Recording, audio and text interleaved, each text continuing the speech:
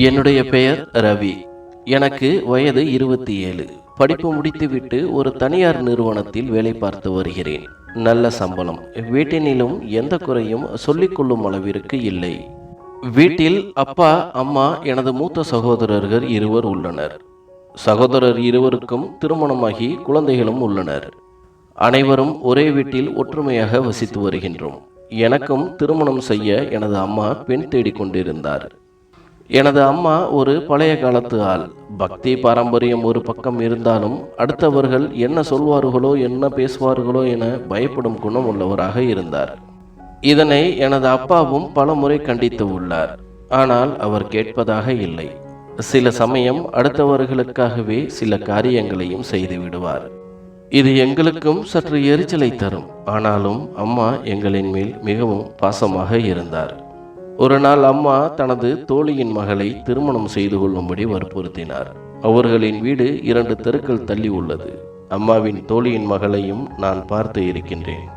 அவள் பெயர் நிசா. என்னை விட எப்படியும் 10 வயது வித்தியாசம் இருக்கும். நான் பார்க்கும் பொழுது அவள் பள்ளிக்கூடம் சென்று கொண்டிருந்தாள். நான் அந்த தெருக்களில் விளையாடும் பொழுது கவனித்திருக்கின்றேன். சொல்லப்போனால் எனது அனைத்து நண்பர்களும் அந்த தெருவிலேயே உள்ளனர். எனக்கு அம்மா கூறிய சம்பந்தத்தில் விருப்பமில்லை. ஏனெனில் அதற்கு ஒரு காரணமும் இருந்தது. அதே தெருவில் வசிக்கும் திவ்யா. அவளை காண்பதற்காகவே அந்த தெருவிற்கு அடிக்கடி செல்வேன். அப்படியே அங்கேயே நேரம் போய்விடும். திவ்யாவின் மேல் சிறுவயதிலிருந்தே ஒரு விதமான ஈர்ப்பு உண்டானது. அப்பொழுதெல்லாம் அவளை எப்பொழுது காண்போம் என மனம் அடித்துக்கொள்ளும். இப்படியே சில ஆண்டுகள் சென்று விட்டன. ஆனாலும் அவள் மேல் கொண்ட காதல் என்னை விட்டு போகவே இல்லை. அவளிடம் இதுவரை எனது காதலை வெளிப்படுத்தவில்லை. காரணம் பயம். எங்கே காதலை சொன்னால் ஏற்றுக்கொள்ளாமல் வீட்டில் சொல்லி பிரச்சனையில் மாட்டிக்கொள்வோமோ என பயந்து அவளை பார்ப்பதோடு நிறுத்தி கொண்டேன்.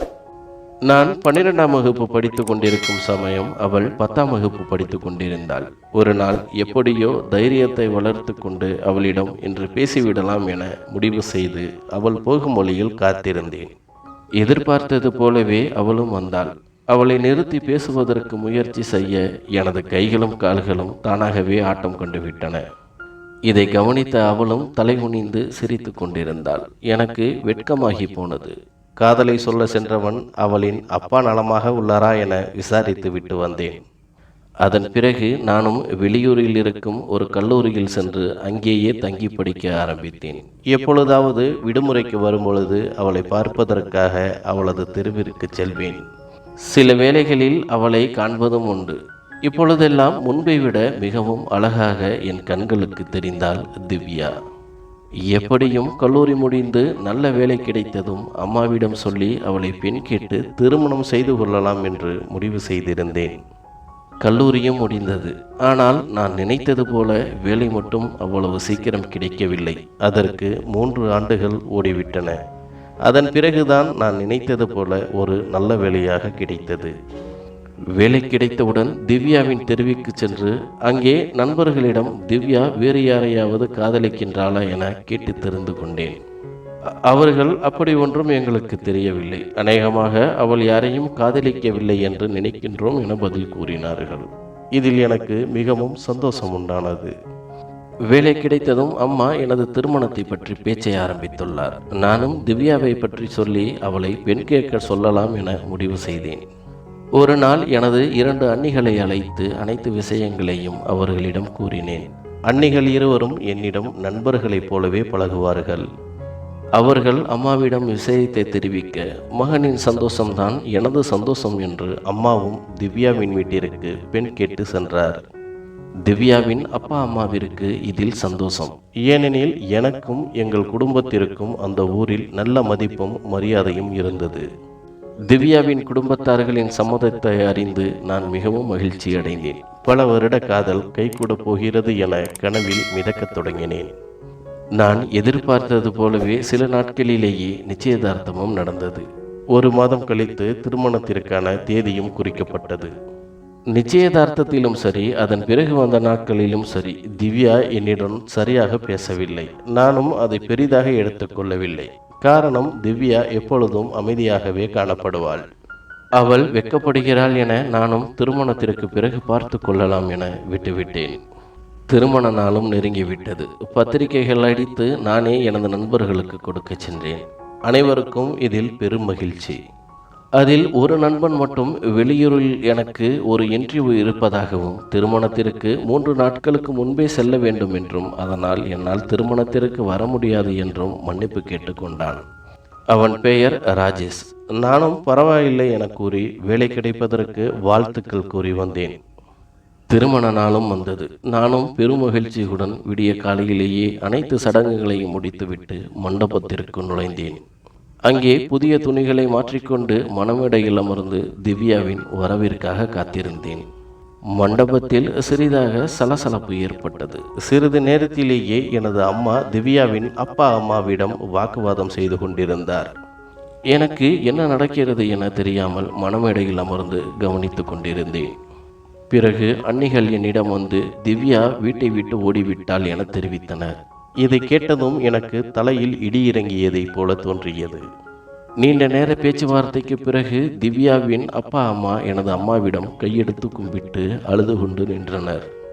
சற்று சமாதானம் அடைந்த அம்மா என்னிடம் வந்து நான் ஒன்று சொன்னால் கேட்பாயா என கேட்க நானும் ஒன்றும் புரியாமல் கவலையுடன் நின்று கொண்டிருந்தேன். செய்வாயா செய்ய மாட்டாயா என கோபத்துடன் கேட்டார். நானும் அரைமனதாக என்னவென்று தெரியாமல் சரி என்பது போல தலையாட்டினேன். பிறகு அம்மா மேடையில் இருந்து இறங்கி தனது தோழியிடம் ஏதோ கிசுகிசுக்க அவரும் தனது மகளை மணமகள் அறைக்கு அழைத்து சென்றார். சிறிது நேரத்திலேயே மணமகள் கோலத்தில் எனது அறையில் வந்து அமர்ந்தாள் அம்மாவின் தோழியின் மகள் நிசா. எனக்கு அவளை பார்த்ததும் மனம் ஏற்றுக்கொள்ளாமல் அம்மாவை பார்க்க அம்மா எனது காது அருகே வந்து, ரவி, நீ இந்த திருமணத்தை செய்து கொள்ளவில்லை என்றால் உனது அம்மாவை உயிருடன் பார்க்க முடியாது என சொல்லிவிட்டு சென்றார்.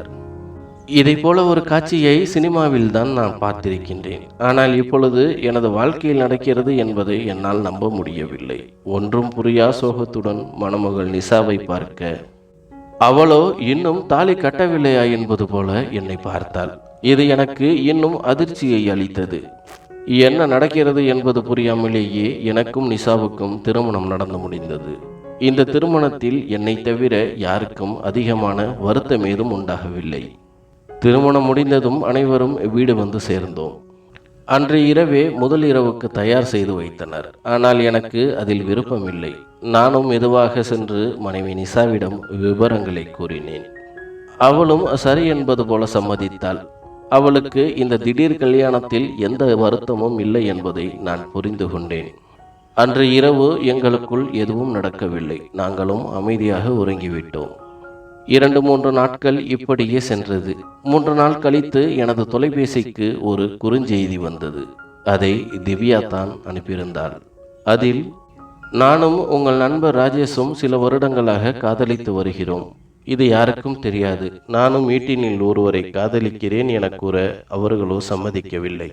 என்னை கட்டாயப்படுத்தியும் மிரட்டியும் தான் உங்களுடன் திருமணம் செய்ய சம்மதிக்க வைத்தனர். அவர் இல்லாத வாழ்க்கையை என்னால் நினைத்து கூட பார்க்க முடியாது. அதனால்தான் உங்களை விட்டு வந்துவிட்டேன். நாங்கள் இருவரும் தனியாக ஒரு வீடு எடுத்து தங்கியுள்ளோம். இன்னும் சில நாட்களில் திருமணமும் செய்து கொள்வோம். உங்களை ஏமாற்றியதற்கு என்னை மன்னித்து விடுங்கள். நானும் ராஜேஷும் தான் காதலிக்கிறோம் என்ற விஷயத்தை யாரிடமும் கூற வேண்டாம். நாங்கள் திருமணம் செய்த பிறகு அனைவரிடம் தெரிவித்துக் கொள்கிறோம் என எழுதியிருந்தது. எனக்கு என்ன சொல்வது என்று புரியவில்லை. நண்பனாக இருந்துவிட்டு ஏமாற்றிய ராஜேஷை குறை சொல்வதா, அல்லது திருமணம் வரை வந்து கடைசியில் ஓடிப்போன திவ்யாவை குறை சொல்வதா என்று புரியாமல் நின்றேன். ஒரு சில நாட்களிலேயே எங்கிருந்தாலும் வாழ்க என்ற மனநிலைக்கு வந்து திவ்யாவையும் சிறிது சிறிதாக மறக்கத் தொடங்கினேன். எனக்கும் மனைவி நிசாவிற்கும் இன்னும் கணவன் மனைவி உறவு தொடங்கவில்லை. அதை தவிர என்னை அன்பாகவும் அக்கறையாகவும் பார்த்து கொண்டாள் நிசா. ஒரு நாள் இரவு பேச்சுவாக்கில் நீங்கள் ஆண்மையற்றவரா என விளையாட்டாக நிசா என்னிடம் கேட்க கோபப்பட்ட நான் அன்று இரவே கணவன் மனைவி உறவில் இணைந்து விட்டோம். அதன் பிறகு எங்களுக்குள் அந்யோன்யம் அதிகமாகிவிட்டது. பிறகுதான் தெரிந்தது, சிறு வயதிலிருந்தே நான் அவர்களது தெருவிற்கு செல்லும் பொழுது நிசாவும் என்னை கவனித்திருக்கின்றாள். அவளுக்கும் என்மேல் இனம் புரியாத ஈர்ப்பு உண்டாகி இருந்ததும் எங்கே அதை சொன்னால் அம்மாவிடம் சொல்லி பிரச்சனையாகி விடுமோ என்று தவிர்த்திருக்கிறாள் என்றும் தெரிந்தது. இதை கேட்டு நானும் அவள் மேல் அன்பு கொள்ள ஆரம்பித்தேன். எங்களின் மன வாழ்க்கை மகிழ்ச்சியாக சென்றது. திவ்யாவை நினைத்து கூட பார்க்காத அளவிற்கு என்னை அன்பாக கவனித்துக் கொண்டாள் நிஷா. நானும் திவ்யாவை முழுமையாக மறந்துவிட்டேன். சில மாதங்களுக்கு பிறகு ஒரு நாள் நிஷாவின் வீட்டிற்கு போகும் பொழுது எதேச்சையாக ராஜேஷை பார்க்க நேர்ந்தது.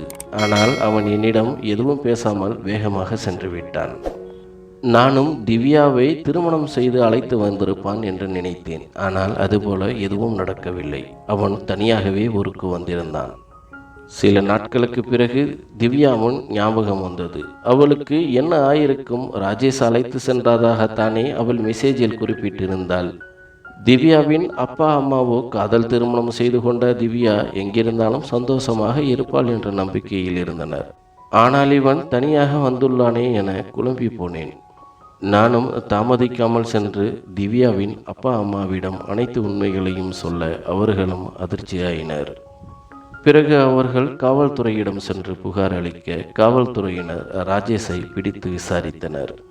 ராஜேஷ் தாங்கள் இருவரும் சென்று தனியாக வீடு எடுத்து தங்கியிருந்ததாகவும் சில மாதங்களிலேயே இருவருக்கும் கருத்து வேறுபாடு ஏற்பட்டு பிரிந்து விட்டதாகவும் திவ்யாவும் தன்னால் அப்பா அம்மா அவமானம் அடைந்ததை எண்ணி ஊருக்கு வர மனமில்லாமல் அங்கேயே ஒரு கடையில் வேலை பார்ப்பதாகவும் கூறினான். இதை கேட்டு பதட்டமடைந்த பெற்றோர்கள் உடனடியாக சென்று திவ்யாவை சமாதானம் செய்து தங்களுடன் அழைத்து வந்தனர். திவ்யாவிற்கும் திருமணம் செய்வதற்காக வேறு ஒரு மாப்பிள்ளையை தேடிக்கொண்டிருக்கின்றனர். நானும் ஒரு உறவினர் விழாவில் திவ்யாவை காண நேர்ந்தது. அவளும் என்னிடம் வந்து என்னை மன்னித்து விடுங்கள் என்று வாயை திறப்பதற்கு முன்பே நான் அவளிடம் மிகவும் நன்றி என்றேன். புரியாமல் அவள் என்னை பார்க்க, நான் நீங்கள் சென்றதால் தான் நிஷாவைப் போல ஒரு அன்பான மனைவி எனக்கு கிடைத்துள்ளாள், அதற்காகத்தான் இந்த நன்றி என்று கூறிவிட்டு அவள் பதில் கூறுவதற்கு முன்பே அங்கிருந்து கிளம்பினேன்.